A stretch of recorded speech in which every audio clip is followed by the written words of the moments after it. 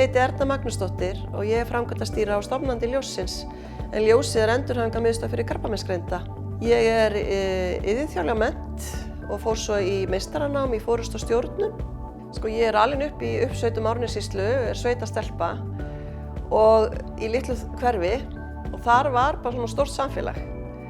Þannig að bakgrunnur minn svolítið þannig og mamma mín var ljósmóðir og það var svolítið mannmargt allt á heimilinu. Bæði kem ég úr stóri fjölskyldu og svo var hún að sauma fólk sem hafði lent í einhverju slysi eða einhver svona fæðingi litlar skrámur af því að hún var ljósmóðir og kunni þetta.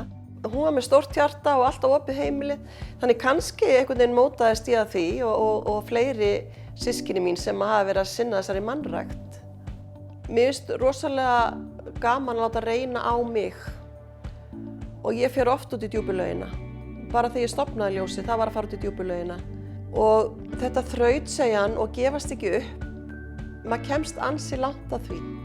Og vera með þessa bjartsýni og óbilandi trú á verkefninu, að þegar við finnum og við sjáum hvað við erum að hjálpa fólki ótrúlega mikið að komast aftur bara á lífsins braut, komast í sitt daglega líf, komast aftur til vinnu eða finna sér nýja tómstundir eða halda hlutverkunum sínum, skiptir okkur alveg ótrúlega miklu máli. Minn stærsti innblástur í þessu öllu saman hefur verið það að ég sé að við erum að hjálpa fólki. Svo var í grasrótinni fullt af sterkum konum líka.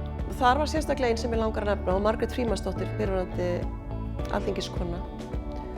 Hún stóð með mér frá upphafi og ég ræddi oft þessa hugmynd við hana. Hún var með á hugmyndastigi og hún hefur haft óbilandi trú á bæði verkefninu og mér sem persónu og hefur hjálpað mér ótrúlega mikið í gegnum öll þessi ár.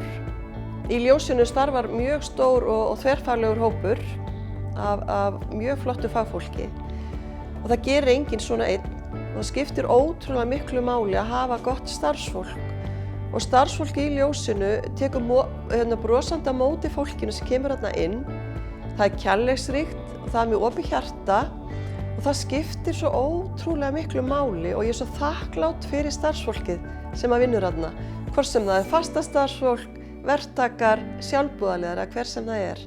Þau skipta öll ótrúlega miklu máli og þetta skapar þetta samfélag sem verður svo fallegt þarna innandyra.